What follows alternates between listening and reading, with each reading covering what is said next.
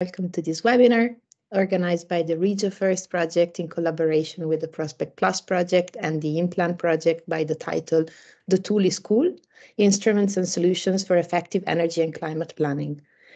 My name is Giulia Pizzini and I work at the Institute for European Energy and Climate Policies, where I'm a senior energy expert, and I will be your host for today. So before we start, I would like to go over some housekeeping rules. So during the meeting, make sure your microphone is muted, although it should be by default. For questions, feel free to ask them in the chat throughout the meeting, and I will try to pick them up as our speakers speak, and then ask them later in the panel discussion. And if you have or encounter technical questions, please address them to my colleagues Roberta and Axel.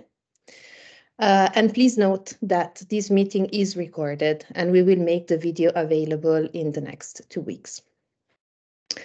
So now I would like to go over the agenda for today. Oh, yeah, thank you, Roberta. So we will start off with 2 presentations from the Regio First project. So first we will have Tim Mandl from Fraunhofer ISI, who will present to us the Regio First project and its planning framework. We will then move on to Michael Doran from the Southeast Energy Agency in Ireland, who will present us the experience of the Irish pilot in the Regio First project. After, we will move on to the Implant project, and Fabrizia Salvi from Area Science Park in Trieste will give us insights on the implant practice and its application specifically in the Italian context. And then last but not least, Sofia Theodoropoulou from the University of Piraeus will offer us an overview of 2 of the tools that the Prospect Plus project offers, which are the Recommendation Decision Matrix tool and the Finance Readiness tool. After the 4 presentations, we will be having a panel discussion with our guests. So here I ask for your help to please ask your questions that we will use for the panel discussion. Okay, so a very short introduction from my side. So the EU was the first continent with the objective to become climate neutral by 2050. And as we know, local and regional authorities account for most of the GHG emissions and energy consumption in Europe. However, there are also laboratories that foster transformative solutions thanks to their privileged position of proximity to citizens. Moreover, many cities and regions have demonstrated high and bold political commitment when it comes to fighting climate change, making voluntary, ambitious pledges to decarbonize their territories at a faster than required pace, most of the times. But in order to stay at the forefront of the fight against climate change, local and regional authorities need resources. This doesn't just mean financial resources, but also knowledge and know-how and tools for easier planning and implementation of energy efficiency and sustainable energy measures. And this is exactly what we will be discussing today in these 2 hours that we will be spending together. So now I would like to hand over to Tim Mandl, who is a researcher at the Fraunhofer Institute for Systems and Innovations, Fraunhofer ISI, in Germany, specializing in energy policy and quantitative energy system modeling. Tim's work is focused on the energy efficiency first principle especially. He's participated in the NFIRST project before and is now involved in the Regio First project, which aims to advance sustainable energy strategies by applying the energy efficiency first principle at the regional level. Tim, the floor is yours. Yeah, thank you, Julia, for this excellent introduction into the topic. So it's my great pleasure today to be presenting to you the Regio First planning framework on behalf of the Regio First project. This is one of the tools that we'll be talking about today, and I'm going to walk you through the framework or the tool, see what it does. But first off, a little bit of background. The Regio First project is much focused on the energy efficiency first principle. So our key objective is to help regions across Europe to implement the efficiency first principle as good as possible. A little bit of legal background on that. So many of you have probably heard of the energy efficiency first principle. It started like around 2015, 16, and many people, like when it first took off, misunderstood it or mistook it as a mere slogan. But you can see here on this slide that by now the efficiency first principle is very prominently featured in EU legislation. One key provision was introduced in 2018 already in the EU governance regulation, which provides a formal definition of the energy efficiency first principle, which is listed here on the left-hand side. And as you can see, the efficiency first principle is supposed to be about taking utmost account in energy planning in particular of alternative cost-efficient energy efficiency measures, which are not only end-use energy savings, but also demand response initiatives and more efficient conversion, transmission, and distribution of energy, while still achieving the objectives of those decisions. So this is a very formal definition, but what it comes down to is whenever energy-related decisions are being made, be it in energy planning or investment decisions or in policy processes, energy efficiency should be explicitly considered as an option with the aim to achieve the least cost or the least cost combination or the combination of technologies and behavioral measures that maximizes societal benefits, and whilst achieving the same objectives, for example, reaching climate neutrality by 2050. So this is like a very formal definition that was introduced in 2018, but by last year, you've probably come across the Recast Energy Efficiency Directive, which has this very prominently featured Article 3 on the energy efficiency first principle. And a key provision in Article 3 is that member states are supposed to ensure that energy efficiency solutions are assessed in planning policy and major investment decisions. Member states also need to ensure that competent authorities monitor the application of the efficiency first principle. They also need to promote cost-benefit methodologies that are compliant with the principle and that take into account the multiple benefits of energy efficiency. And finally, which didn't fit onto the slide anymore, is that member states need to report on how the energy efficiency first principle was taken into account in their NECP progress reports. So as you can see by now, the first principle, while it may have started as a slogan, it has some very important legal provisions that member states and regions and local authorities now need to pay attention to. And we will see in the upcoming years how this principle is going to be taken into account. But as you can imagine, this process of implementing the efficiency first principle is very complex. So the key problem about efficiency first is that not all the assets or not all the technologies are actually in your hands when you're making decisions. There are various stakeholders who have different interests and different economic incentives.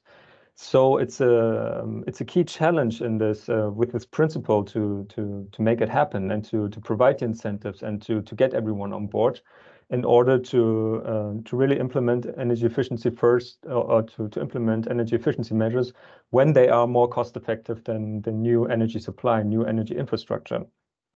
So this led us to three key objectives in the Regio First project. We're trying to provide decision support for regional authorities to apply the efficiency first principle in their energy-related planning processes by developing a decision support framework and supporting tools. So I'm going to be talking about that in a second.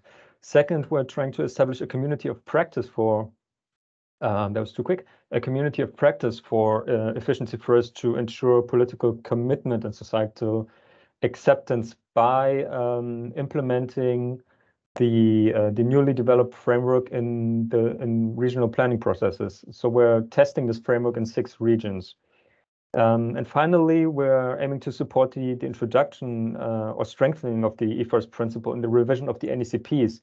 So after having developed this framework, we're aiming to upscale this practice or these practical approaches in the EU regional framework, especially by cooperating with the Covenant of Mayors initiative.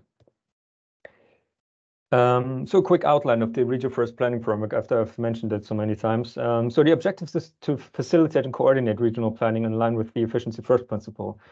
by structuring the decision-making process, identifying economically and socially viable energy efficiency solutions, and involving stakeholders. The key audience, excuse me, there's some strange beeping here in the background. The key audience of our framework are regional and local authorities and energy agencies. And we're aiming to implement this framework through a structured support framework in a website format that is supported by dedicated tools in PDF and Excel formats. So this sounds very abstract, so I suggest we dive right into it. So our framework is composed of 3 major components, which are stages, steps, and tools. Stages are like the major planning modules for applying the efficiency first principle in regional planning. This can be data collection, this could be cost benefit analysis, this can be stakeholder engagement. So I'll be walking you through these stages in a second. The stages are supported or are composed of different steps. So these are the units per stage. So for example, cost benefit analysis involves various aspects from data collection to analysis to integrating multiple benefits of energy efficiency and so on. However, we acknowledge that going through these stages and implementing them is much easier said than done. And that's why we're providing a range of tools, which come in either Excel or PDF or in other formats, which can facilitate this process in various ways. For example, by facilitating data collection, or by providing a simplified example of cost-benefit analysis and how this can be conducted. So this is the first of 2 pages outlining the Region First planning framework. So you can see here on the left-hand side the stages I just talked about. We've got steps and we've got tools. So the first stage where we're looking at in the framework is preparation. So these are some formal requirements that should be gone through by the decision makers. For example, defining the regional or geographical scope, and what is particularly important to determine roles and responsibilities within the public and regional administration, because otherwise things are not moving forward. We're supporting this stage through a roles and responsibilities matrix. So this is a tool that you can use to go through your public organization, to define responsibilities, and thus to make sure that actions are being followed up on. The second stage is engaging stakeholders and building partnerships. Stakeholder engagement is a very important process that is basically cross-cutting through the entire framework, as you will see throughout these steps. However, we've got this dedicated stage here at the very beginning, because we believe that before launching the entire regional planning process, it's important to get key stakeholders on board. And what can facilitate this are 2 major tools that we provide: a stakeholder identification and analysis template, and a stakeholder engagement plan template. At the end of the day, however, you need to set priorities when engaging stakeholders. You probably can't please everyone in the region, and there will be conflicting interests. But these are some tools that can take you by the hand and make this and streamline this process a little more. We've got stage 3 about reviewing energy objectives and targets. Regional decisions are not being made in a vacuum, as you can imagine. We've got EU legislation, we've got national legislation, and therefore it's important to recap the existing, especially energy-related objectives for regions to build upon that. And therefore we provide the national and regional targets comparison template, which is another Excel tool in our set of tools that we provide. Then we've got stage 4, exploring the current regional energy system. So this is where we're basically moving closer to actual quantitative analysis, because overall efficiency first, this whole idea, if you're into maths and everything, it can be understood as an optimization problem. So basically you're trying to find the least cost or biggest net benefit mix of solutions, be it energy savings, be it energy supply, while still achieving your climate and other climate targets and other relevant objectives. And therefore, like a key first step is to explore the current system and to see where we're standing at the moment. And So therefore, we've got various steps in this stage, from evaluating existing energy infrastructure for heat supply or electricity networks and so on, up to reviewing the current system with stakeholders. This is what I mentioned just earlier, because stakeholder engagement is a continuous process, which is important to make this whole regional planning process a success. And here again, we've got another tool, an energy inventory data collection template, which acknowledges that there are certain data limitations at the regional level, which, however, can be overcome by taking a structured approach and collecting data step by step. Then here we've got the second page of the framework. You can see a big chunk of this is cost-benefit analysis. Cost-benefit analysis very prominently mentioned in Article 3 of the Energy Efficiency, of the Recast Energy Efficiency Directive, because, as I've just mentioned, it's key to identifying which solutions, whether energy savings or energy supply, actually provide the greatest value to society or to the regional community. And therefore, we've got various steps here, from agreeing on modeling approaches and scenarios to monetizing wider impacts, modeling, identifying least cost combinations, but also assessing the sensitivity of the analysis. So those of you who have been involved in cost-benefit analysis and energy systems modeling in the past know that this is a very complex process, and that this will be very challenging for regions to implement. However, there are two tools that we are providing to facilitate this process a bit, which is, on the one hand, a technology catalog tool, which leads you through the key technological options, both on the energy efficiency side and the energy supply side. And we've got a cost-benefit analysis tool. This is not a full-fledged model. Energy systems modeling is very complex. We've got models that take up to 2 weeks to provide any quantitative outputs.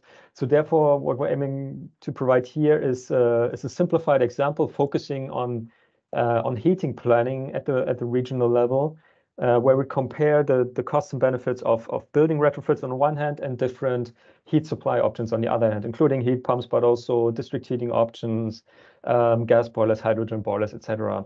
And the charming feature about this tool is that it can provide a simplified account of how to go through these steps, and to make your own simplified quantitative analysis of which parameters actually have a big impact on the outcomes. You can vary the discount rates, you can vary energy prices, and so on.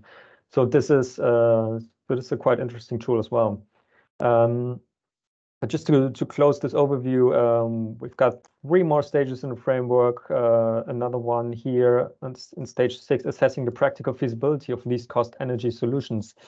As probably many of you are aware of, cost-benefit analysis is inherently flawed. Like, it's in recent years we've been trying to come up with more robust monetary estimates of multiple impacts in particular. So we've been trying to monetize job creation, thermal comfort after building renovations, and so on.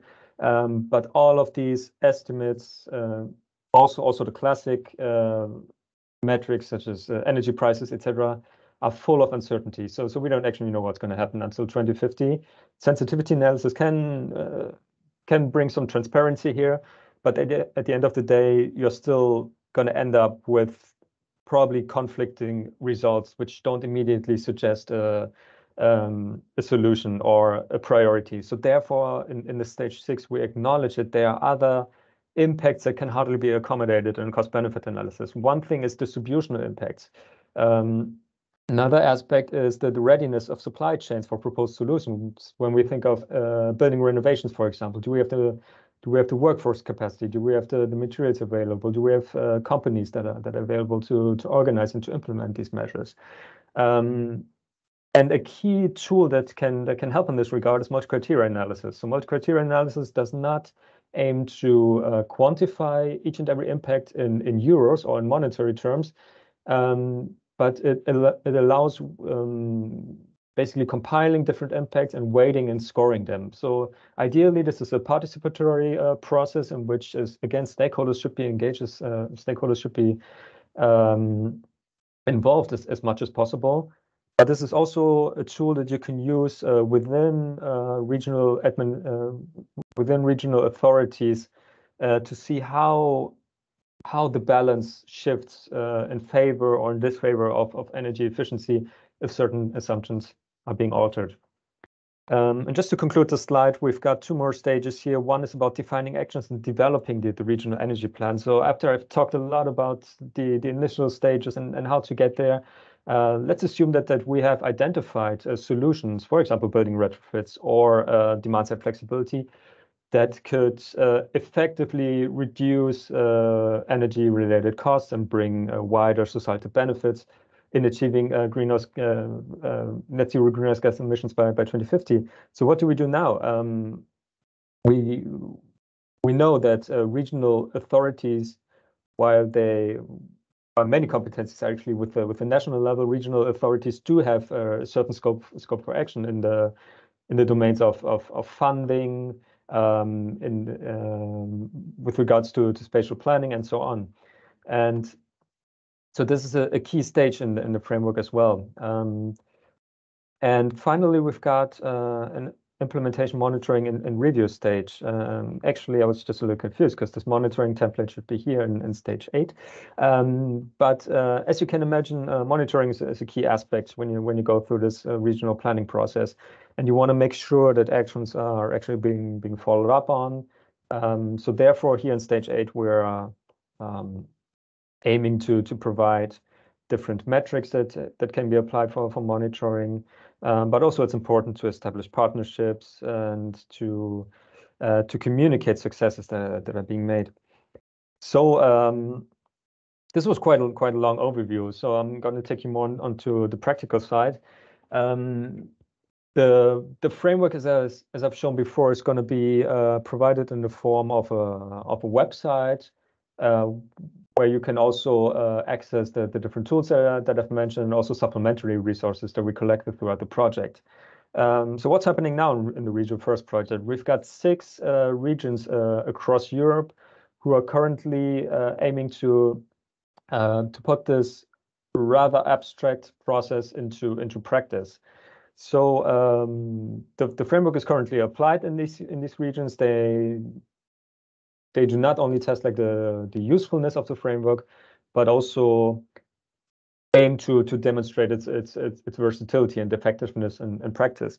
And to further support this process, we're going to launch a series of online training modules covering the 8 phases or 8 stages of the planning framework. So these online training modules are being launched now, and they are planned to run until the summer of this year. And you will be able to access them on the Region First website once they're being completed.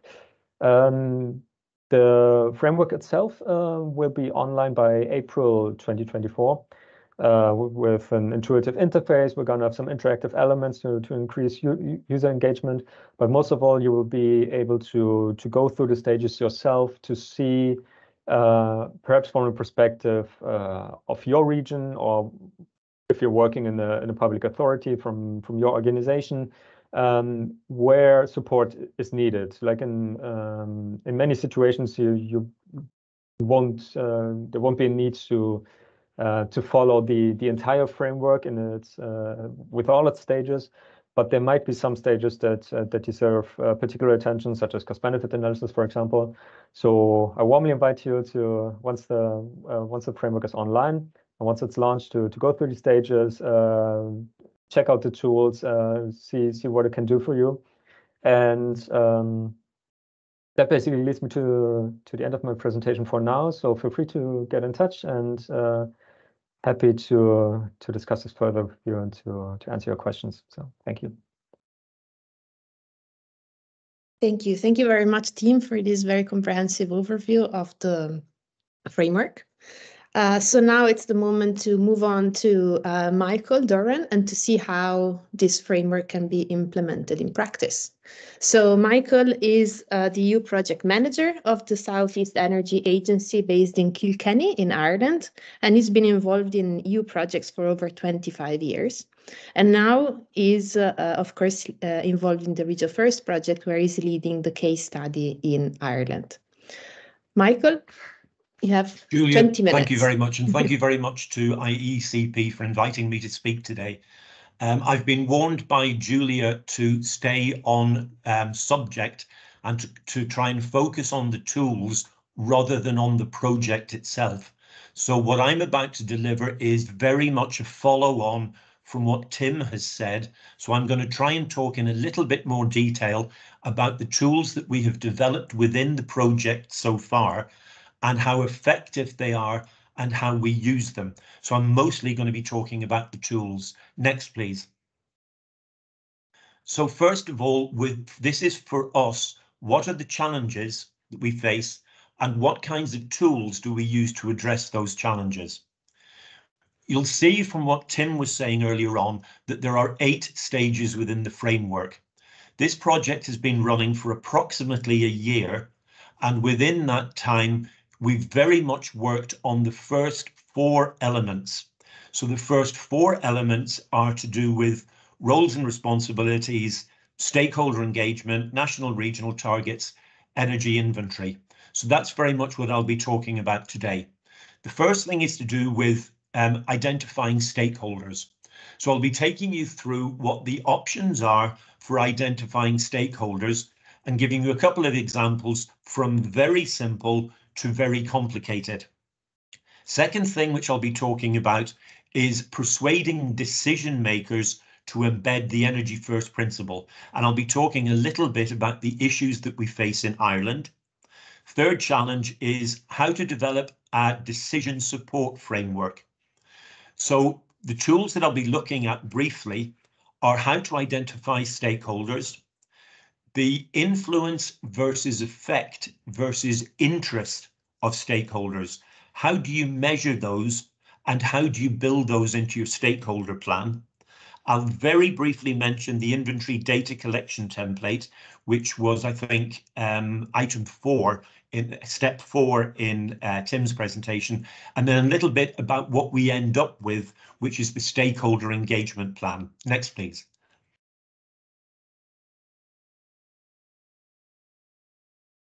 Just to give you a little bit of background within South East Energy Agency, Tim has already explained that we're one of the pilot guinea pigs. So we work with 4 local authorities in the southeast of Ireland. We work with Carlow, Kilkenny, Waterford and Wexford. So these are 4 independent municipalities.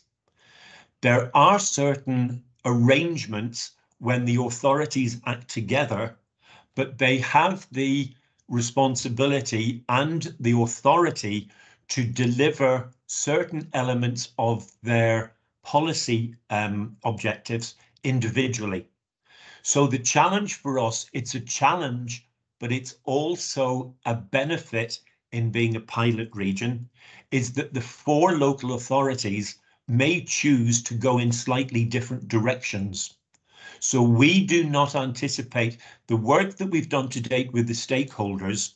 They have been working collaboratively together, but it's in my opinion that as we go forward over the next 2 years of the project, the way in which they implement the Energy First principle may be different. So we have to recognize that there will be different approaches. Now, for the project itself, I think that is very important, because it's not this, we're not trying to develop a one solution for everybody and roll it out across Europe. That's not going to happen. So even within a small region within Ireland, we think there will be differences. One of the things that you have to do with stakeholders is to recognize their ambition and appetite. And I'll talk a little bit as I go into the next slide about how that is managed in Ireland. One of the things we're seeking to do with our pilots is to avoid competition. So we don't want one local authority trying to outperform one of the others within energy efficiency. They will have different approaches, and it is up to them to decide how they're going to adopt the Energy First principle. Next slide, please. Before I go into this, give another little bit of background to do with Ireland. In the recent EU energy statistics which were published last month in January of 24, Ireland has now slipped to 27th within the EU 27 for the consumption of renewable energy. That is an absolute disgrace. We have the resources here, both in terms of wind energy for electricity and in terms of biomass potential for heat, but we're not utilizing it. So that element of thinking, it's not just my opinion that Ireland is not delivering on its targets. It is actually performing very badly within Europe, and that is by measurement of how poor we are doing. The stakeholders who we engage with, we're taking them through these 8 steps. So this is specifically to do with energy efficiency first principle. First of all, what do they know about the policy itself? What are they already doing? So most of them are aware of it, but some of them are actually paying very little attention to it. And it's something that Tim said in his presentation, that they do not recognize the usefulness of the energy efficiency first principle. At the beginning, most of the local authorities feel that this is another European stick which is being brought in to beat them into doing something that they don't particularly want to do. What we're trying to do within this project is to recognize the effectiveness and the usefulness of using this. Moving on to the third item on this slide, how does policy affect them? Is it positive or negative? Their immediate reaction is usually, oh, this is negative. You're just making us do something extra. Moving on to the next one, their perceived power and ability to advance or hinder the design. And we'll talk about that when we come to effectiveness of stakeholders. The next one is their relationship with other stakeholders and interests. Then their expectation of stakeholder participation. What do they think they're going to get out of this project? And if they don't think they're going to benefit from it, and we cannot deliver the project in a way which is beneficial to them, then they're not going to engage. And the last one is the type of organization. So the stakeholders, as you'll all be aware, are not just the local authorities when we're trying to do this. There are other elements of civil society, other elements of government. There are producers, traders, consumers, there's everybody. Next slide, please. Okay, this first one is to do with stakeholders' influence and effect. Now, for those of you who have not seen this diagram before, this is trying to identify how stakeholders have an influence over the delivery and the implementation of anything, and in this instance, the energy first principle, and how are they affected by it.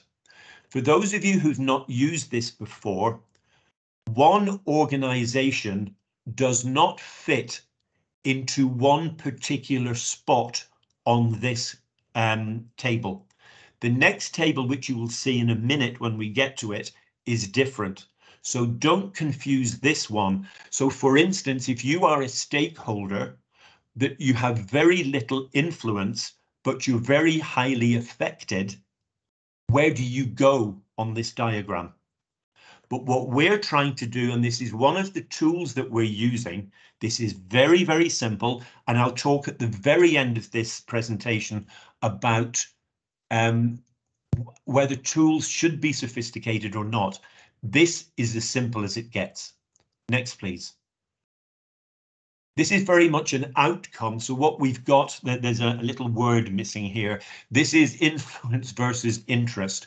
Interest is along the x-axis, and influence seems to have disappeared off the y-axis. So when you're looking at your stakeholders, we've got 4 boxes here, A, B, C, D. Box A, which is up in the top right-hand corner, is high interest and high influence. Box B, which is in the bottom right-hand corner, is high interest but low influence. C is high interest, high influence.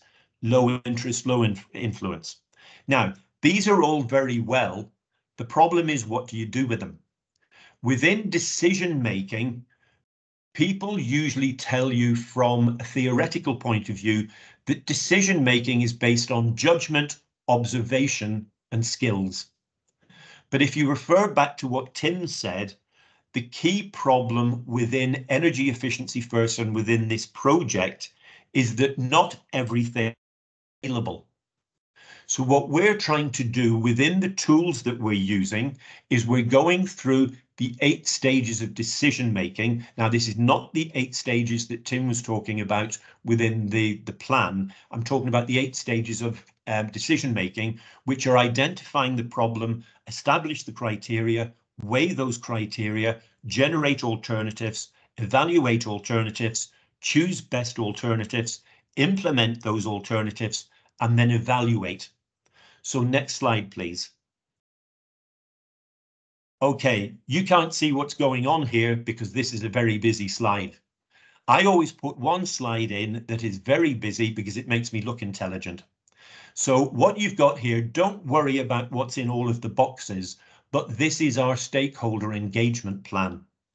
And what you have to do when you're making decisions is to recognize who the stakeholders are, but you have to recognize what their influence is, what their roles and responsibilities are, how to engage with them, and how to engage with them differently. This is a fairly detailed output, but the way in which this is being constructed, and Tim has already given you links, I think, to these tools which are online. This is a decision-making tool. This will tell you how to engage with different stakeholders. I said at the very beginning of this presentation that one of the issues is having simple tools and complicated tools. This one is an amalgam. It's a put together of all of the things that I have been talking about, and what is built into this engagement plan is an evaluation of the alternatives and weighting of the criteria so that you're not treating all of your stakeholders as one entity, because they're not. They all have different roles, responsibilities, interests, appetites, abilities to change things. They're all different. Next slide, please. Tools. Tools don't have to be complicated. The simplest tools are sometimes the easiest to use. If you have a very complicated decision-making tool with a lot of weighted criteria in it, you end up with so much information that you confuse yourself. The tools can be conceptual in that they don't just give you a yes or a no answer, but this refers back to something that I said at the very beginning, which is decision-making is based on judgment, observation, and skills. And tools are an aid to decision-making. I'm just coming to the end of my presentation, and I just want to make one other remark, which is, for those of you who don't know, the word tools in English has 4 different meanings. It's got the meaning which we've talked about today, which is using to make decisions. The second meaning is to do with a hand instrument to make things. And I'm going to leave it up to you to find out what the other 2 definitions of tools are in the English language. Julia, thank you very much. Thank you very much, Michael, for this very nice overview of what you're doing in Ireland, and for your busy slide, and also for the riddle, I would say, that you leave us with at the end, the homework. So we will be discussing the Reach of Earth project again at the end in the panel discussion, but now we move on to the InPlan project. So next speaker is Fabrizia, who is a project manager in Area Science Park in Trieste, which is an institution, a public institution specialized in conceiving, developing, and implementing technology transfer initiatives, integrated systems, and innovative services. Fabrizia holds a degree in international relations and have over 25 years of experience in the field of managing EU projects, international education programs, and capacity building activities. In Area, she's focusing on urban planning, circular economy, and green hydrogen. So Fabrizia today will present to us the InPlan project and the InPlan practice and its application on the Italian territory. Fabrizia, the floor is yours. You have 20 minutes.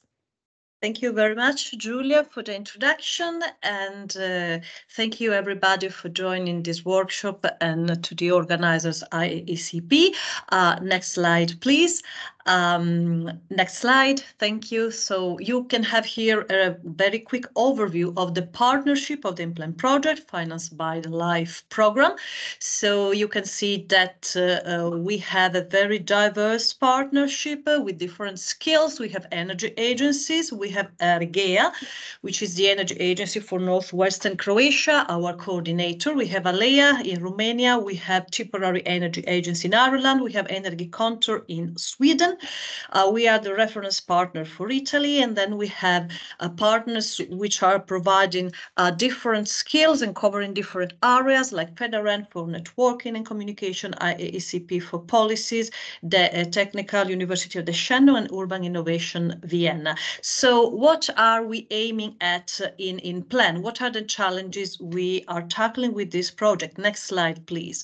What we noticed when we were writing the proposal, what we actually wanted to tackle with the solutions that we suggested to develop is a lack of vertical and horizontal integration and alignment of strategies, plans and policies existing at local and regional level, which should be all converging in tackling the issues of climate change and climate adaptation in order to fulfill the targets of climate neutrality, which Julian mentioned in her introduction, set by the European Union. So there is no integration on vertical level amongst different territories and administrations, local, regional, national. There is no integration amongst different departments and offices across municipalities. And also there is a lack of capacity to enforce binding energy and climate policies at local and energy level.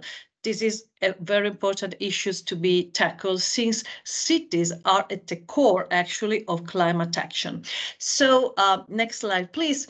With the InPlan project, we had the idea, in order to tackle the challenges I just mentioned, to develop, test and roll out during the project implementation a practice, a methodology, a set of guidelines, which is meant to be a support structure for integrated planning for local and regional authorities, in order for them to be able to actually start the process towards the integration of the different plans at municipal level, covering urban development, covering energy, covering climate issues. You can see in the small picture we have highlighted our 5 territories where the national partners, which I mentioned, are located. And in these 5 territories, in these 5 countries, we identified since the very beginning of the project activities 3 lighthouses per country, 3 cities with which we have been working with since the very beginning of our activities. Somewhat these cities are the forerunners in the integration of plans. This is how we identify them, actually during the proposal writing phase. And when the project started in October 2022, we actually co-created with the representatives of the municipalities a first draft of the practice, which I will describe in more detail. Now we are entering a second phase of the project activities, and since the end of last year, we have been further expanding our activities with the municipalities with 5 pilot cities per country. Actually, not all the pilot cities have been identified yet. So if you will find some interest for you in the next information I will share, please be aware that there is still room to apply to be a pilot. Further piece of information, we have also developed with the Technical University of the Shannon a capacity building program program, a train the trainer, in order to train further energy and development and innovation agencies also in other countries to further multiply and somehow export and implement the practice within other local authorities and regional authorities, which are going to act as replicators of the InPlan project. Next slide, please. So since the very beginning of our activity, when we started doing a typical, stock taking of existing best practices in terms of integration, for example, in integrated SECAPs and SUMPs, several projects tackle this issue, we noticed that there are basically 6 main steps around which we actually work to expand and to develop the practice. 6 main steps to have a successful integrated planning approach. So actually the first one is creating a governance structure, something which I already mentioned as a challenge. There is a need to have vertical and horizontal integration, since there are different authorities in charge of different plans, of approving them, different departments working on the different aspects of urban planning, energy and climate. So there is a need to have a governance structure somewhat also formalized in order to make the work smoother. Also, it is very important to be very well aware and informed about the existing plans and legislative frameworks, something which might seem easy, but it is not. There might be plans existing since many years, overlapping with other levels of planning. For example, in Italy, there are strategic plans which last 20 years, and then there are operational plans which last 5 years. So you always have to take into consideration the bigger picture and align to it. And also legislative frameworks, might be changing. So there is really a need to have a very wide and comprehensive overview of the existing context. Then something that the previous speakers, Michael and Tim, already underlined, the importance, of course, of engaging the stakeholders. We are talking about planning, we're talking about making concrete strategies for the development of the territory. So all the stakeholders shall be involved in creating this vision of development of the territory and in the measures which need to be implemented in order for this vision to become true. Citizens, policymakers, companies, everybody should be taken on board in this process. Also, another aspect which was also mentioned is the importance of information, of data.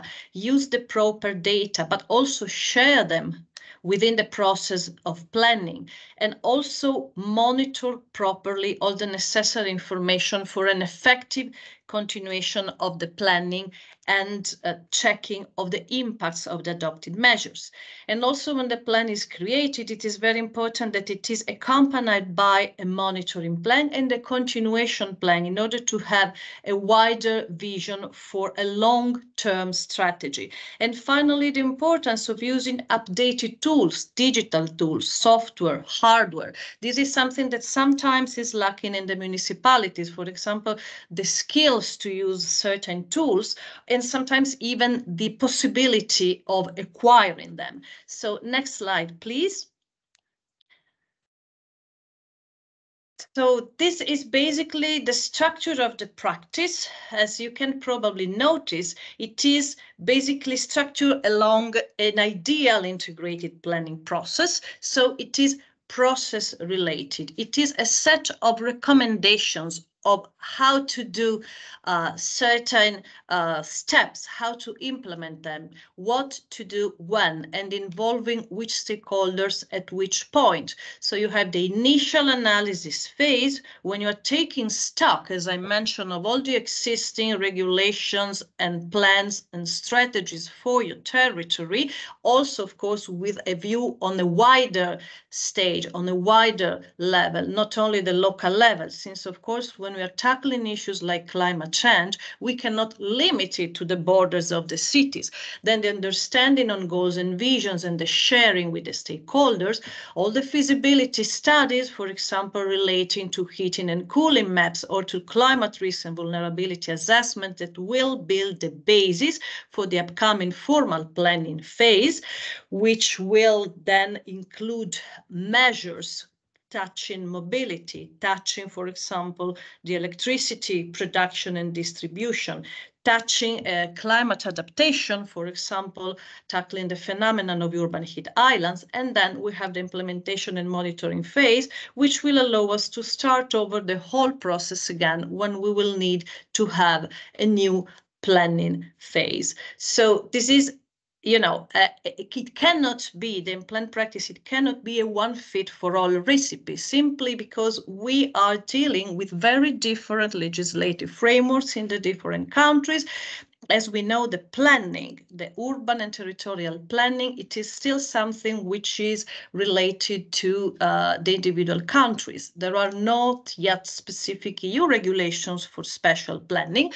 So there are specific country regulatory framework to be taken into consideration. And furthermore, as I will tell you in a little while, in countries like Italy, you also have regional legislative frameworks. So you need to have something which is adaptable, which is flexible. This is why we thought of a practice as a set of recommendations. It is a sort of checklist, you know, and every municipality, when they actually go deeper into the practice, go deeper into all the questions detailed for every phase, they can focus on the step, on the phase where they somehow feel they are somehow lacking, or they need to improve, or also they need to have more support. Of course, we, the implant partners, are there to support our lighthouses, pilots, and replicators. But we are also well aware that many times municipalities need also to have external consultants. And this is also where we can anyway give them a hand in order to develop tender books, which are taking into considerations also the importance of climate actions and climate issues when identifying, you know, the external consultants they will be working with. Next slide, please. So as I mentioned, the practice is actually a sort of guidebook more than a tool, where we are actually collecting tools for every different phase and listing good practices, trying to be as concrete as possible, collecting experiences both from the cities we have been working in the project, but also, you know, bringing together the experience of the partners in other projects, for example, related to district heating and cooling. Next slide, please. Here you have the practice structure in another, let's say, graphic image, which is also meant to give you the idea of how we build on the different levels, on the different stages, in order to reach our final goals for integration of the plans and climate neutrality, for a, let's say, climate-friendly management of the territory. Next slide, please. So what we put at the core of the integration in InPlan are the spatial plans, because these plans are mandatory by law in all countries. All cities have to develop a spatial plan, which need to take into consideration a set of issues that need to be tackled by the measures of the spatial plan, which are related to energy, mobility, climate, not only to the built environment as we might think, but there are other areas that need to be covered. For example, the urban traffic management plan, which is also usually mandatory. Then we have the further step, which are the sustainable urban mobility plans, the SUMPs, which are not mandatory. So those are somehow in the outer area of our of our process. Then we have the urban infrastructures, everything which is concerning the built environment, and we have the urban green plan or forestry plan and the underground utilities. And of course the SECAPs, but also the SECAPs are not mandatory. We know that many cities, also the ones which we have been working with, have adopted SECAPs, but as we know, they are not mandatory. So there is somehow an issue in their implementation and in the monitoring of the actions. So special plans should include measures which allow to actually work towards energy efficiency, towards sustainability, toward a better management of mobility, sustainable and climate friendly. So next slide, please. Here are some examples of areas of intervention that we also have been highlighting with our cities, which concerns, for example, heating and cooling supply, which concerns nature-based solutions to combat phenomenon urban heat islands, which also concerns, for example, the mobility infrastructures, for example, related to biking. Next slide, please. And here you have more detailed examples of measures.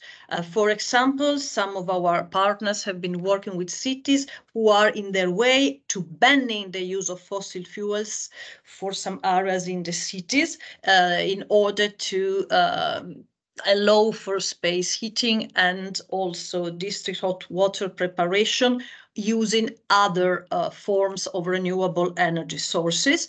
And also, for example, for what concerns climate measures, there might be provisions that imply having minimal share of green infrastructure in selected land plots. We will see this is a solution that is going to be implemented in one of our lighthouses in Italy. Next slide, please.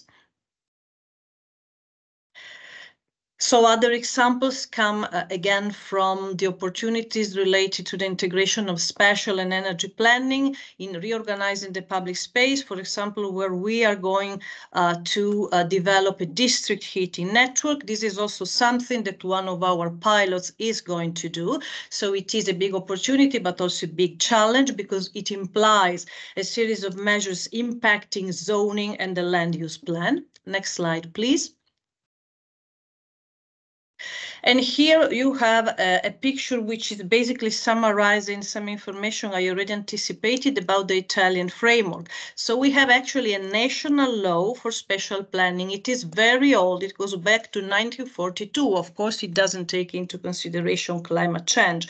They have been talking now for many years about making a new law, approving a new law. We are still in the process. It will happen because, as we know, now Italy also developed their national energy and climate plan, and of course also the national adaptation strategy, and they will have also to adapt this law to the new issues of climate change. What happened then during the 70s, when the big urban expansion in Italy was becoming a reality, what happened is that every region, and we have 19 regions and 2 provinces in Italy, approved their own regional law on spatial planning. So every region has a slightly different framework, often providing for stricter regulations than the national law.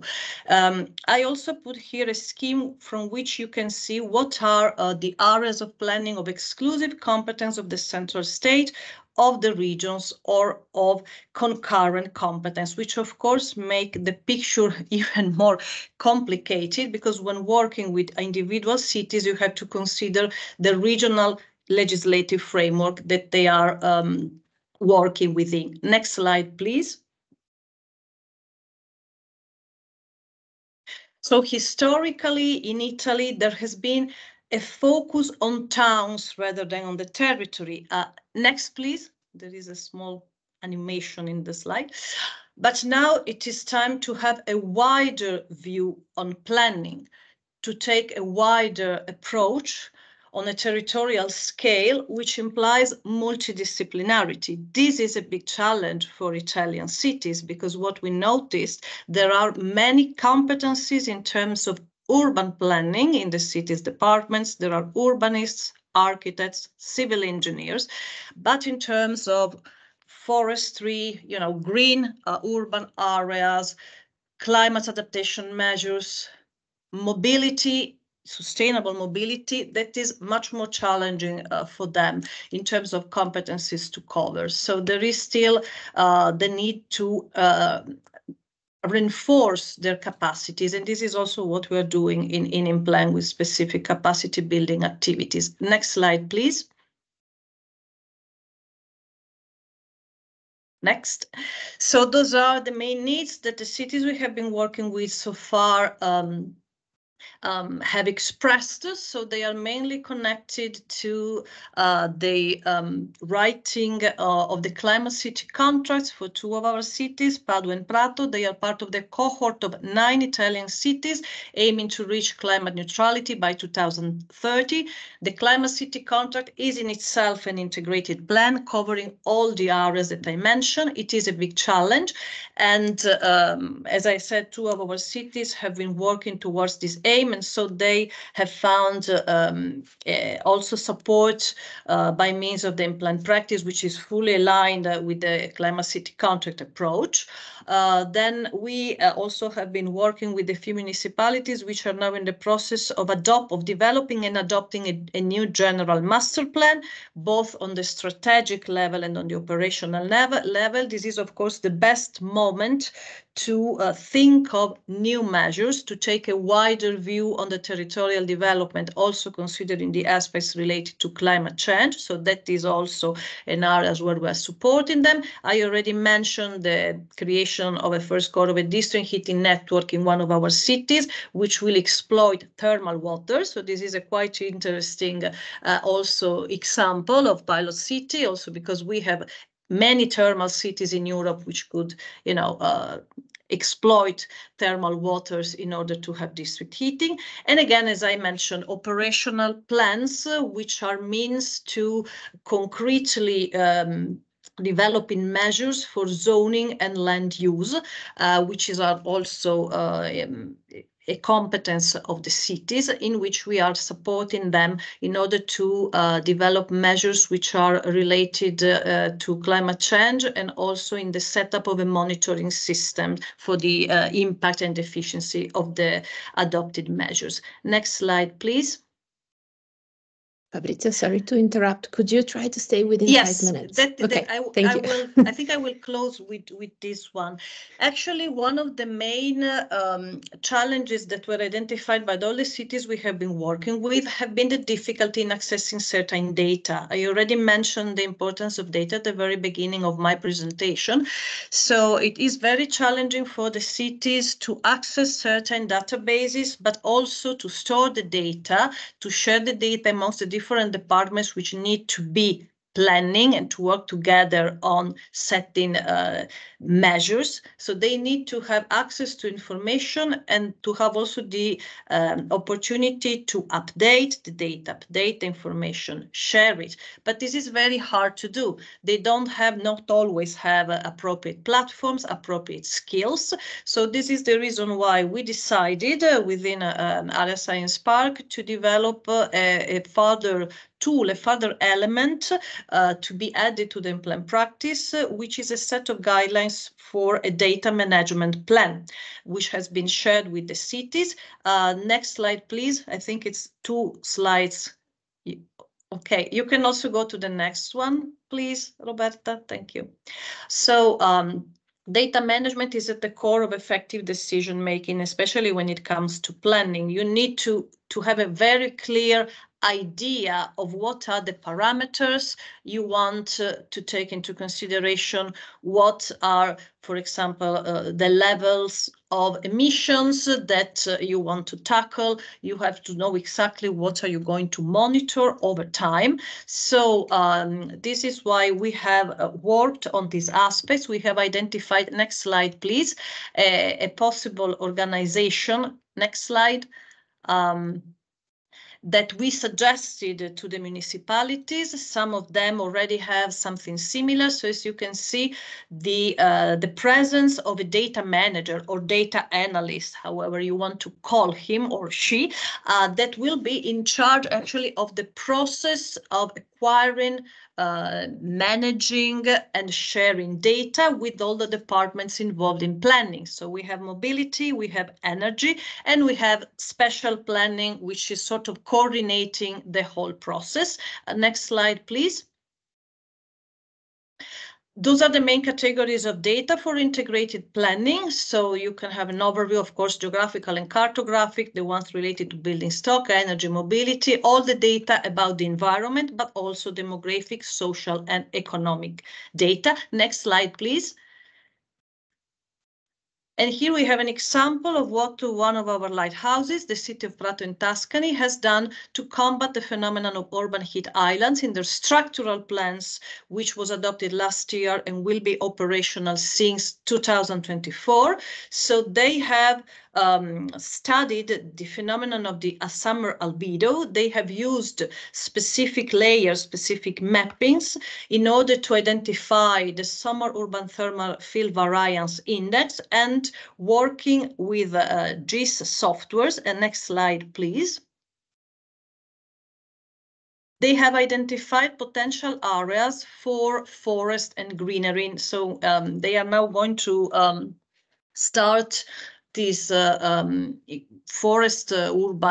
forest actions starting from this year. They already have experience in this field. They have started this green urban planning, which is quite innovative for Italy. There is actually no obligation to have urban greenery plans in Italy. It is still not mandatory.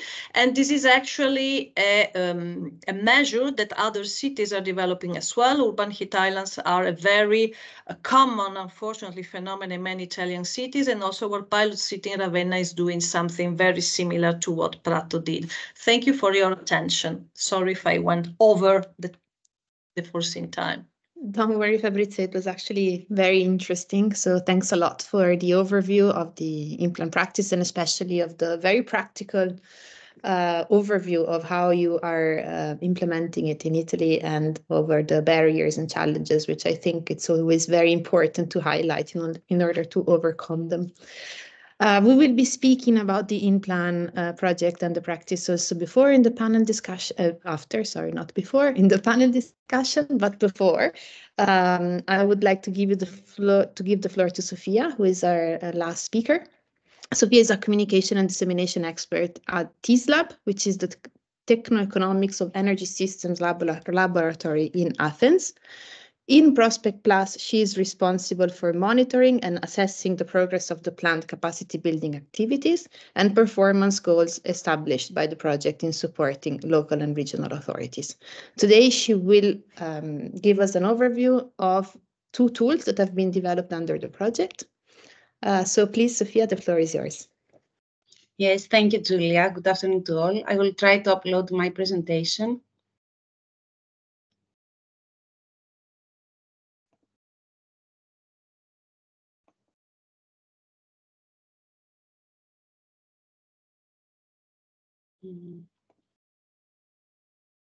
Is everything okay? Yes. Okay. So, good afternoon to all. As Julia said, I am Sofia Theodoropoulou from TISLab. TISLab is the Energy Modeling Strategy and Policy Analysis Laboratory of the University of Piraeus.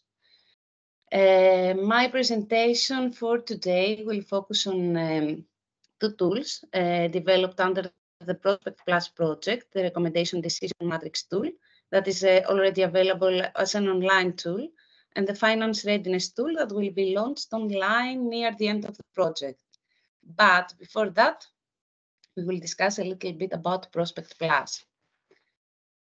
So, Prospect Plus is a capacity building Horizon 2020 project designed to empower regional and local authorities to finance their sustainable energy plans using innovative financing. The project is implemented by a dynamic consortium of 11 partners, among which there are 3 knowledge hubs, 3 networks of cities and regions, and 5 regional agencies. As already said, our primary target audience is regional and local authorities and their agencies, which are invited to participate in our capacity building program and, of course, to be benefited in multiple ways. First, they will improve their capacities in financing their sustainable energy plans. They will enhance their decision-making skills. And of course, they are given the chance to profiting of all the experience available, taking inspiration from their peers, or co-working with other public authorities and other actors in an intra-European network. Now, at the heart of Prospect Plus lies its unique capacity building program, which concentrates on introducing a number of innovative financing approaches for local energy and climate actions across 5 sectors: public and private buildings, public lighting, transport, and cross-sectoral. Until now, 3 learning cycles have been launched, and the 4th and last one is underway. In each cycle, the goal is to have at least 16 groups of 2 to 7 participants, depending on the peer method applied, peer mentoring or study visits or local mentoring. And last, each group follows a 5-step learning process that ends with a bonus masterclass meeting in Brussels. Of course, you can have more information about the program and its methodology by visiting our website here. Now, apart from its capacity building program, Prospect Plus plans to develop and launch a suite of tools to further support local authorities in preparing more robust action plans. 2 of them are the Recommendation Decision Matrix tool and the Finance Readiness tool.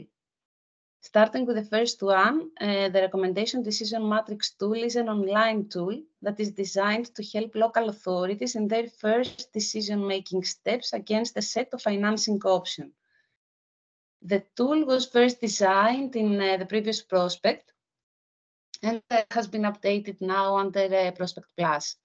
You can access it here. In short, it is a self-assessment tool with a set of 31 questions covering the 5 Prospect Plus sectors. For each sector, there can be different financing schemes to choose from. And by going through the assessment framework and simply selecting one of the predetermined answers provided, that is yes, partially, or no, an ease of implementation rate for each scheme is given.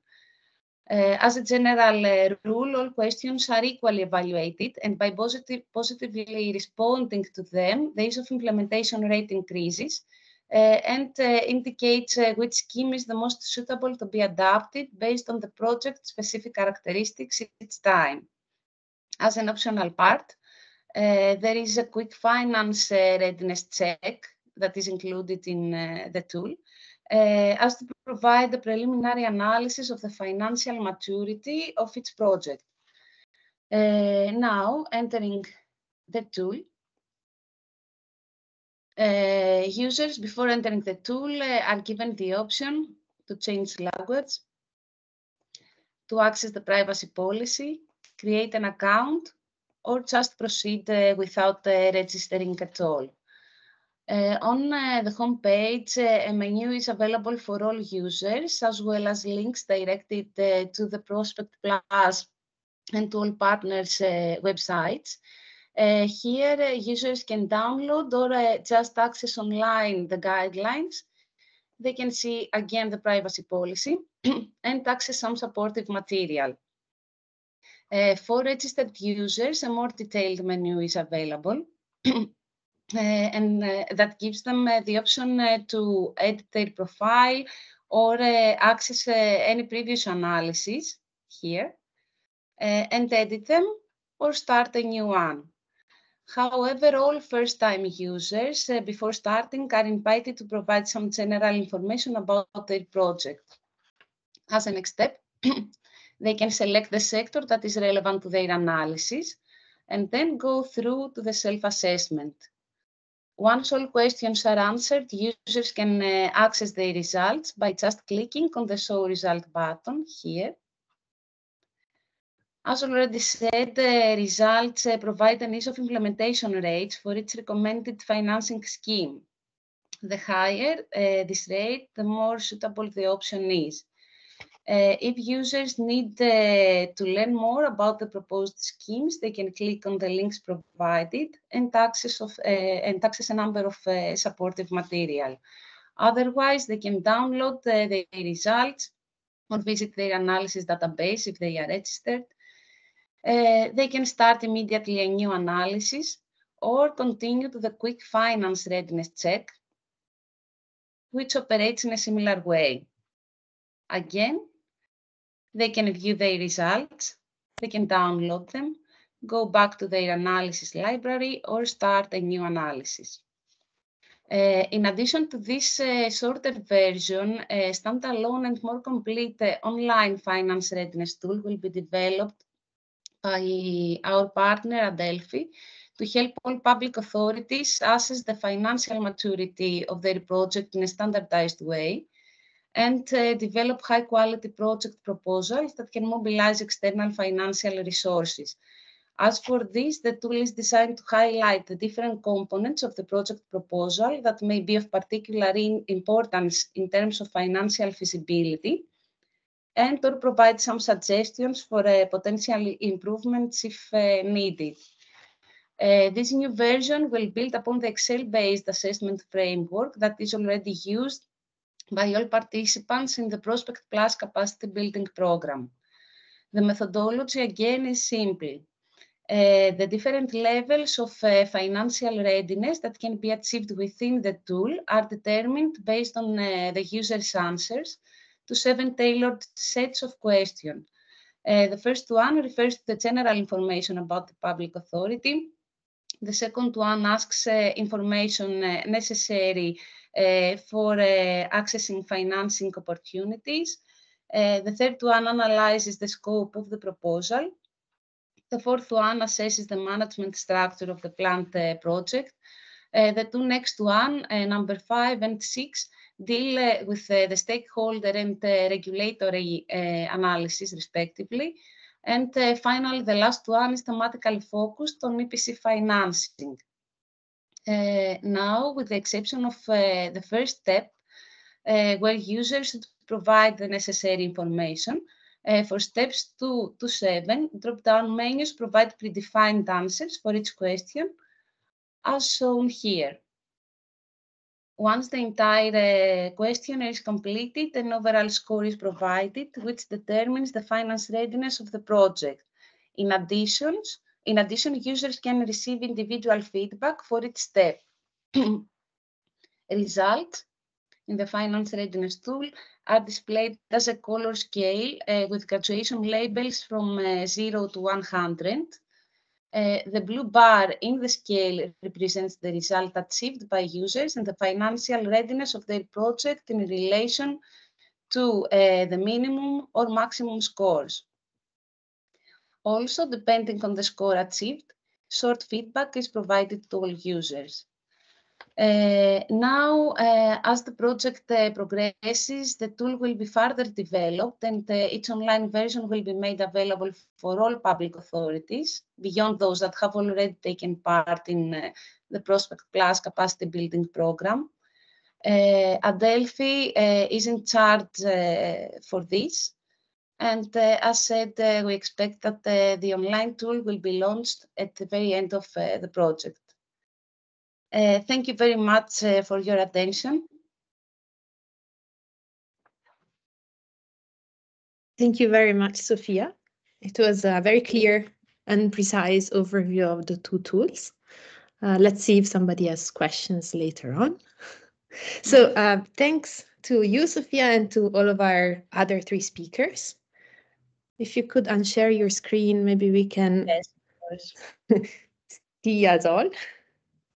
Great. So I would like to ask Tim, Fabrizia, and Michael to turn on their cameras so that we can start our panel discussion. Great, thanks. And also you, Sophia.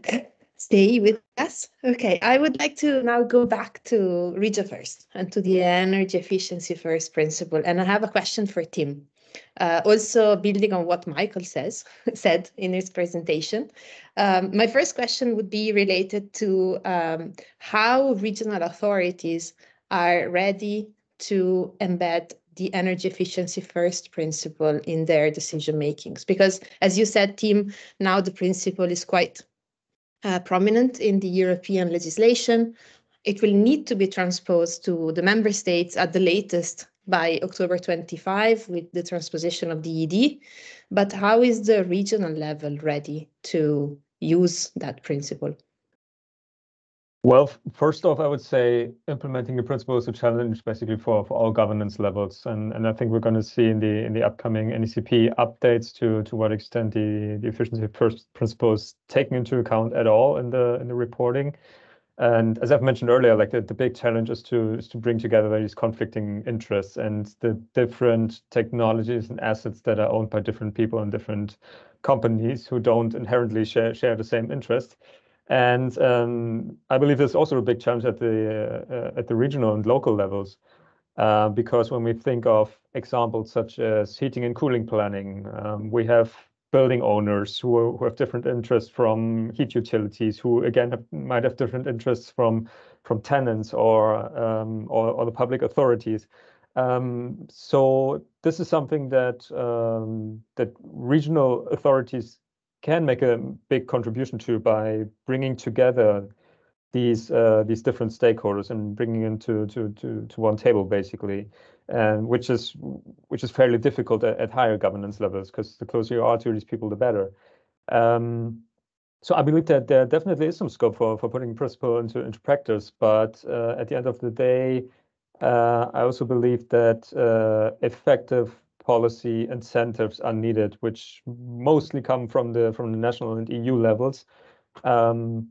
Because for instance, if information problems are not resolved, if externalities are not added to energy prices, if taxation levels are basically incorrect with regards to the social optimum, then also the regional stakeholders and authorities won't have much scope for action. But nevertheless, as I've said, like all these informal, basically soft power mechanisms, if you will, bring different people together, forging a common regional energy plan. That's a major contribution that they can make, and that we hope the Region First Planning Framework can contribute to.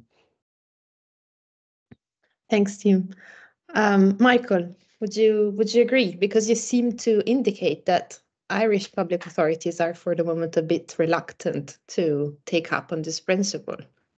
Yeah, I don't just think it's Irish. I agree with Tim when he said that it's a challenge for all. My opinion is that it's a greater challenge for smaller municipalities and local authorities, because they don't have the resources to deliver it and they don't have the expertise. So if you're a large municipality with a population of 1 or 2 million, you probably have 25 or 30 people in your energy policy department. If you're a small local authority like we have here, they may have 4 people in their entire energy team and nobody has any experience of policy. So maybe it's just because I work at a small scale. Our 4 local authorities, the biggest of them is only just over 100,000 and the smallest is about 30,000 people. So they're relatively small. They've got small infrastructure, small resources, and they find a lot of the EU legislation just daunting. It's challenging, and if possible, they try to avoid it. And it's not that they don't have an interest, they just don't have the resources to deliver everything that's coming across their desk every day. Yeah, that's quite clear. Thanks, Michael.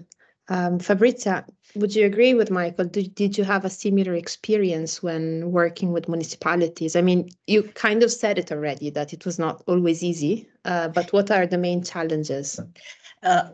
Well, also in Italy, most municipalities are small both in terms of inhabitants and in terms of people working in the public offices.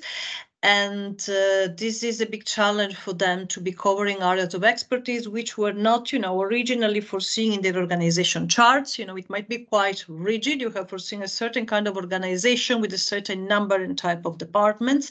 And the issues about energy and about climate or about, urban forests are not necessarily well covered. So people need to work with what they have, with the people they have, with the expertise they have. And often they use external consultants.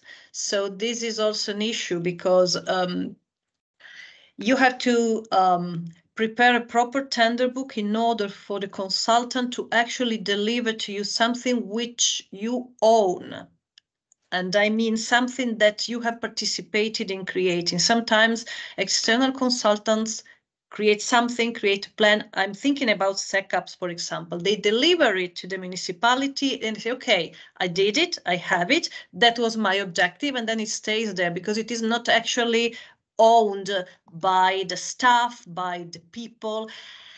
And this is a big challenge. So what we have been trying to communicate is that you need to work with the consultant as if it was part of the staff. You need to involve these people to make them understand what the strategic vision of the municipality is, and it should have one. The mayor, his staff should have a vision they want to reach. Unfortunately, this is limited by the length of their political mandate, 5 years. It's a very short term in order to tackle effectively energy and climate issues. So there is, a mix of things. And another thing I would like to say, which partially answered also one of the questions I saw in the chat, there is now in Italy a general problem of public authorities at all levels, municipalities, regions, ministries, to attract talents, to attract young people in working in public offices. So there are actually people which are competent, in environmental engineering, climate, sustainability. We do have universities which offer courses in that, but people prefer to go work for private companies, for example. So even if the municipality finally, can have the budget for this kind of expertise to integrate their staff, it is not easy to find the people willing to work there. So, yeah. Yeah, thanks, Fabrizia. I totally agree with you. I have the same experience as being Italian. That's what I see every day. Sophia, in terms of challenges and obstacles, does this apply also to the tools that are prepared to Prospect Plus? What do you see? Are cities, regions, local authorities using these tools or not? What's your experience there? You're muted, Sophia. Yes, this is a good question, and of course difficult to be answered because at the same time, because indeed most local authorities are understaffed and have to survive a series of challenges from time and resources allocation to, however, lack of finance or access to the right financing. It seems that this one is among the most pressing issues for local authorities and preventing them from realizing their sustainability ambitions. So both tools that we have developed here work to that effect. They are intended to be used as practical and easy tools, as practical companions to all public authorities, guiding their decision-making process alongside the development or updating of their local actions in an easy and proactive way. I think that this will help them to save time, effort that local authorities would otherwise spend write their proposals without having any indication of the full spectrum of financing options available or more appropriate to them, as well as their requirements and how they can be best combined. So even if they are understaffed, I think that they will show and increase interest in using such tools in terms of both capacity building aspects and time and resource management. Thank you. Before I open the floor, I see that Jean-Sébastien is going crazy with questions. Maybe I would also like to ask Regio First and InPlan, like to convince me if I were a person working in a technical office of a local authority to use your tools. Very, very quickly, what would you tell me? Like, why should I use your tools? Do you want me to go first? Sure. Okay. There is legislation coming down the line that will force you to do things within 1 year. If you don't use the tools that are already here, you will be either left struggling or you're going to have to bring in expertise. It's going to cost you additional money to deliver. There are existing tools already developed within projects like this that are here not to make things worse for you, but here to give you a decision-making process and a structure that allows you to move forwards when you want to move. When you understand what your problem is, the tools are there to help you solve them. Great pitch, Michael. I see Tim nodding. And you, Fabrizia, how would you convince me? Well, I would use a quite similar argument because the cities are at the core of climate action. So there are a lot of new issues to be tackled. And since we are well aware that cities have limited staff and limited resources, we are here to help identify the most, so to say, burning issues and help you developing measures to tackle them, which then can be included in your special plans. So take the chance and use our support. Take the chance and, use our flow, use our, process methodology. Take a look and identify where somehow you're needing the most support, and we'll be there to help you with that. So and it's true, we are still looking for a pilot. So yes, I guess it's all a matter of preventing before bad things happen, correct? So exactly, it's an investment of time. Yes, exactly. Yeah. Okay, thank you. I'm convinced now, and I will open the floor to questions. I have noted down a few. The first one is to Regio First, is from Jean-Sébastien. So I don't know if Tim or Michael want to answer. And is, what are the Regio First tools that raise the most interest amongst the stakeholders you work with? Well, at the moment, do you want to take it? Yeah, I can go ahead if you like. So at the moment, as we've discussed earlier, we are basically rolling out the framework to 6 pilot regions who are currently applying the framework by going through the stages and working with the tools and giving us their feedback. And many of them are currently busy with the first 4 to 5 stages of the tool. While they haven't yet reached the later aspects of the framework, including cost-benefit analysis and including these miscellaneous multi-criteria analysis related aspects and so on. So therefore, we don't yet have a final view, let's say, as to which tools are more significant than others. But so far, I think we can see that these tools definitely fill a gap. When we talk about stakeholder engagement, for example, many regions and many authorities have their processes in place. We're not reinventing the wheel, and the same goes for cost-benefit analysis.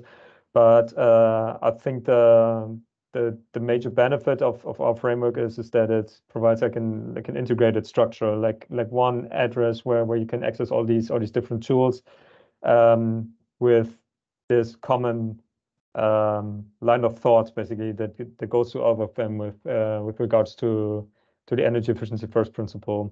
So I think that's a major contribution we can make, and at the end of the day, these tools won't be fitting each and every context, and some modifications might be needed here and there. But the framework is there. So once it's online, I would warmly invite everyone to check it out and leave their feedback, and then we can see what we can do. Yeah.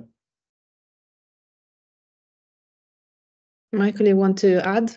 Yeah, I agree with Tim. We've got 8 stages within our tools. Stages 1 to 4 are already implemented or being implemented. Stages 5 to 8 still have to come. So to the best of my knowledge, I don't think anybody has actually used any of the tools associated with 5 to 8. For us, it was the stakeholder engagement plan, which the partners within the project have all adopted. And certainly within Southeast Energy Agency, we've been running stakeholder groups for 10 years. And I have to admit, we've been doing it in a very informal and unstructured way, which makes me realize how more effective we could have been if we had gone about it with the stakeholder engagement plan that is being developed within this project. So certainly it's something we've learned from. And I think so we're using this to develop the stakeholder plan within this project. But I think even for the energy agencies and other organizations in a similar situation to us, it is a very useful tool, not just to do with energy first principle, but with setting up stakeholder groups. And we all have to do that in virtually every project we've got. And a structured way to it is really important. Thanks, Michael. Okay, I see some questions for Fabrizia, but I think you already answered them in your previous slot. But and that was, for example, on what competences are lacking in public authorities, and you already answered that there is this issue of personnel and also the role of consultants, which it seems that also Andy in the chat is saying that in his city also the setup was done by a consultant and then handed to the municipality. But building on that, Jean Sebastian is asking, like, what are the issues? Like, why are local authorities finding it hard to recruit, especially young people? Is it a problem of income level, or because possible candidates feel that local authorities may not be flexible, so too much administrative burden, a combination? What's the issue? Yes, I think it's a combination. Of course, when you have a contract with a public authority, with the public administration, that is a salary level. There is no way that you can negotiate. At least in Italy, that's the way it is. Whilst when you're going to the private sector, you have the idea, but often it is true, that you can actually negotiate on the basis of your skills, talents, on the objectives you are reaching. In the public authorities, that is not always the case. And probably young people have the idea that being in a public authority, in a city government department, they will be sort of stuck or frozen. But I can actually say this is not so true anymore. There is a certain level of progression, of professional growth possible. I also work in a public entity, as you said, Julia. ARIA Science Park is a public research body, and many things are changing in terms of professional growth. But young people do not know. I don't know, 20 years ago, 30, when I started working, for many people who had a degree in engineering, and not only like in lower economics, it was really a goal to access public authority, to have a public work. It was, something considered very safe, but it is not the case anymore. And in a certain way, I think it is an interesting social evolution, but it is actually hindering, the strengthening of the skills of public authorities. So yeah, they are now trying to do a lot of, let's say, marketing towards students at the university. Public entities go there and try to explain what they actually do, and that the work they are doing is much more interesting. And this is an example. If you're working on climate issues, on climate change, it's something that can really make a difference in your territory, in your city, in your region. So you should be, stimulated to be part of the process. Let's hope it works. It's also a matter of communication, of course. Thanks, Fabrizia. Do you have a similar problem in Ireland, Michael? Yes. Now, remember, we are a remote region, relatively remote. We're not a big city. We're not a cosmopolitan area. We have 24 people in our office, and 10 of them are non-Irish. So we've got 3 Nigerian, 1 Indian, 1 Indonesian, 1 German, 2 French, 1 Estonian, and 1 Spanish.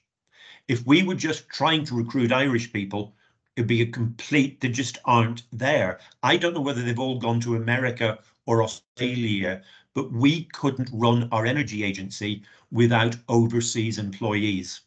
We've been trying to get a policy officer for 6 months. The last time we trawled, we got 2 applicants, 1 from Africa and 1 from Asia, both of whom were totally unsuitable. We advertised again about a month ago, and at the moment we're considering 1 application that we've received from somebody who's Danish. We've had no applications since last August for a policy officer, and the salary's over €50,000. So there are jobs here, but there don't seem to be Irish people to fill them. Now, we're an energy agency, we're not a municipality, but the municipalities are having the same problems. And I don't know, I'm not an expert in education. I don't know whether the educational institutions are not turning them out, or if they are churning them out, are they going to Germany to work in Berlin? I don't know, but we're not a cosmopolitan region like Berlin or Brussels or Paris. We don't attract overseas people, but we can't run the agency without overseas employees. Thanks, Michael. And if somebody is interested in the chat, I think that Michael has a job offer for you, so contact him. Sophia, I have a question for you from Jean-Sebastian.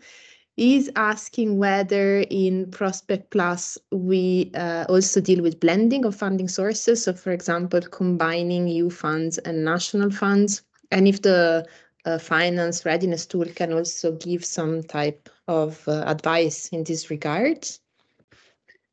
Yes, first of all, by focusing on innovative financing scheme, Prospect Plus refers to non-traditional ways of raising funds by mixing different sources, own funds, public and private funds, including EU funds. In our, I think it was on the second learning cycle that there was a group dealing with ELENA financing, and also about engaging different partners, citizens, private sector, and all that.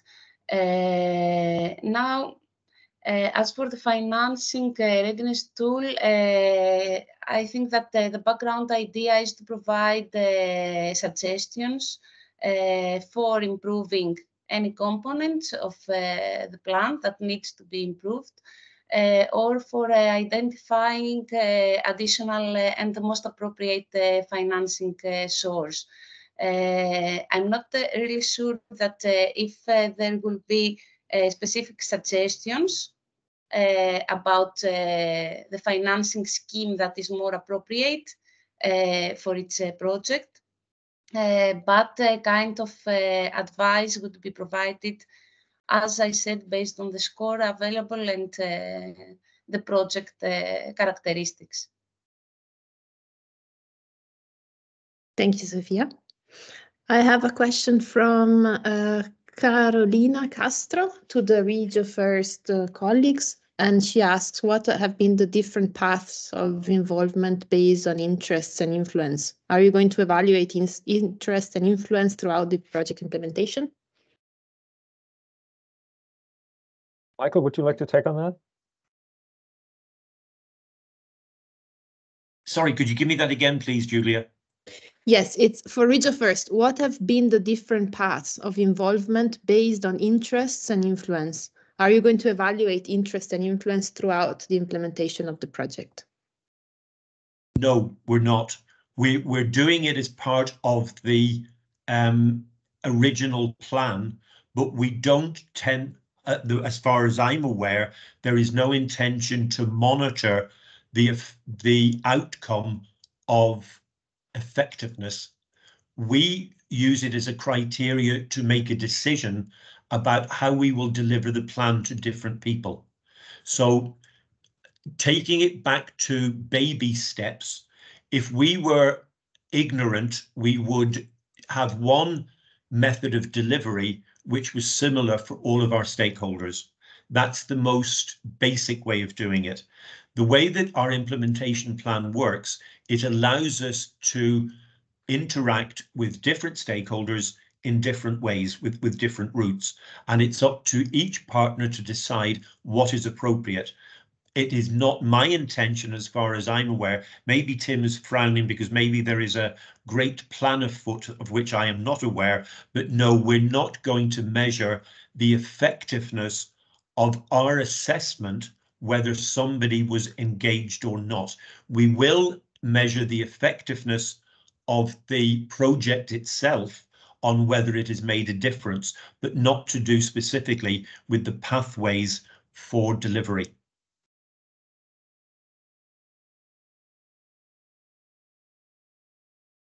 Hey, Tim, I see you nodding, so I guess you don't have any surprise for Michael for the upcoming 2 years.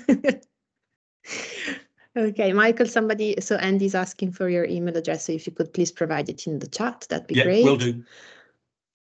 Okay, Roberta, Axel, have I missed some of the questions or did I manage to pick them all up?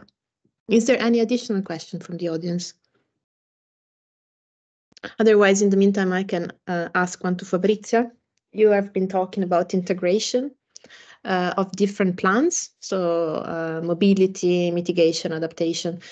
Do you think that local authorities are going into that direction of integrating them, or they will only integrate them finally if it comes from requirement, like regulatory requirement? The regulatory requirement is a very good motivator, let's say. I see with the municipalities we have been working with actually an interest and a will to progress in that direction, but due to all the difficulties in pairing measures with adequate financing, and also in finding, in having the right people or the right conditions to implement them, I am afraid that some measures might be taken back at the moment, and so they sort of wait to really have an obligation to do certain things. I'm thinking about the heating and cooling plans, for example. We have already anticipated to the bigger municipalities, they are going to have to draw them in 10 years' time or even less. But until they are not forced to, that would be an additional obligation for them, and they are not ready to do it. So, you know, they might consider, but if they don't have to, they already have so many obligations to fulfill, unfortunately. As also Sophia said, the offices are understaffed, and they are not only in charge of planning, but also building regulations, permits, you know, all these daily routinary tasks that are totally absorbing them. And another thing I would like to say, because I also shared it with the partners in Implang, and it doesn't seem to be the same in other countries. You know, Italy received a big chunk of the Recovery and Resilience funding, which is a great opportunity for municipalities also to implement projects, for example, in energy, like the district heating project with thermal waters I mentioned is financed by that. But this comes on top of the ordinary work, and they are really, really struggling because all these projects financed by the recovery plan needs to be finalized, closed, you know, paid and reported by the end of 2026. And so this timing is very, very tight. So it is really making it hard for them to think about further plans or implementing, you know, other measures at the moment. But I see that the will is there. There is also a different vision at political level. Maybe at the national level, we are a little bit struggling, but many times, even individual municipalities and not only regions are more advanced than what is foreseen at the national level, which is also a challenge, as you can imagine, especially if the political parties are not the same. So, of course, when you talk about managing, governing a territory, politics come very strongly into play. Thank you, Fabrizio. I think there is a last question for you that I missed from the chat, apparently. Thanks, Jean-Sebastian, which is, do you see some integration and harmonization in the timelines of the various planning processes at regional and local levels? I think you partially answered that, but Yes, I would say so. As of now, there is this timing, this deadline 2026 for these other plans which need to be implemented, which were not, of course, foreseen. So this has really mixed everything, and even municipalities that need to revise the general urban plan, since there is not a really set deadline to do that, they can, be valid for over 20 years. They have been postponing those because they need to implement, these other plans and projects financed by the Recovery Fund. And I saw also a question saying that I think some municipalities did not decide to, gave up asking funds because it was too much burden. Yes, I agree. They had, for some calls to repeat the call or to expand the first set of funded projects and, to pick up the very last ones because actually they did not have enough proposals. It is an issue because if you don't provide more people, how can they implement all these things? Yeah, totally. That's a very important thing to keep in mind also. I mean, I think resources and lack of resources is a big issue, one of the biggest. Okay, so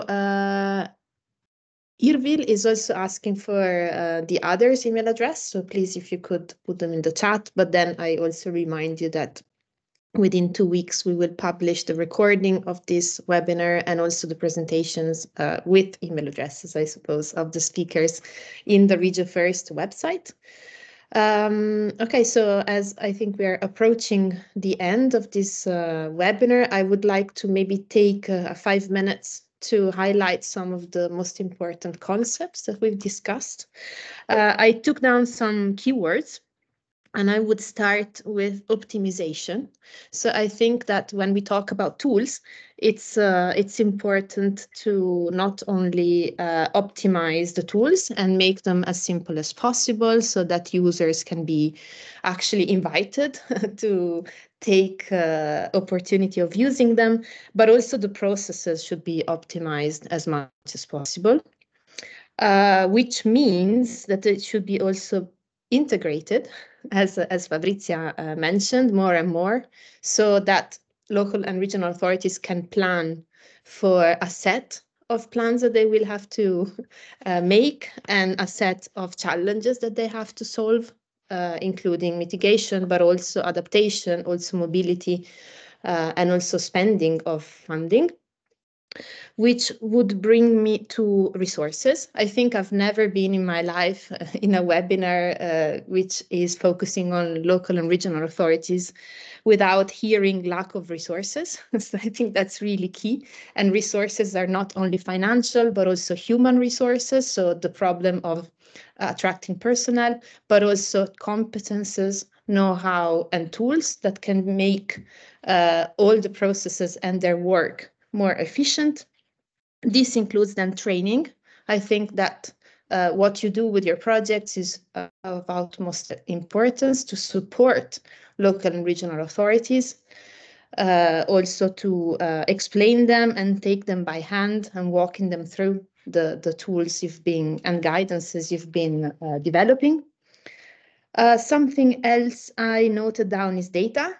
And it seems that not only there is a lack of data, but there's also a lack of data management. So this is something else that local authorities should be aware of, because of course, managing data together means also planning in an integrated way and not missing parts of the challenges. Tailoring. So it's important, as Michael said, not to develop tools that can solve all the problems and that can be applied to all the situations. So we need context analysis that need to take into account legislation, the maturity also of the authority, because some are front runners, but some are lagging behind and need more support. And also the people. So of course, the human factor is always very important. Together with the context analysis, monitoring is important. So not only to develop plans but also implement them and then monitor their outcomes and take corrective measures and replan in case needed, because the cycle is always very important, the policy cycle, and to keep that in mind. And yeah, I guess these are the, and stakeholders. This is a very, very important keyword to take, to keep in mind. Stakeholders, because things need to be co-created, needs to be accepted. So not only tools, but also policies and plans. And it's of utmost importance to have decision makers on board. Otherwise, we can take all the decisions we want and make all the plans we want, but then these need to be adopted also at the local level. So these are my keywords. Before we close, I would like to remind all of our guests that they can visit the project's website. We are recruiting now local and regional authorities for the 4th learning cycle of the Prospect Plus project. So do take that opportunity into account.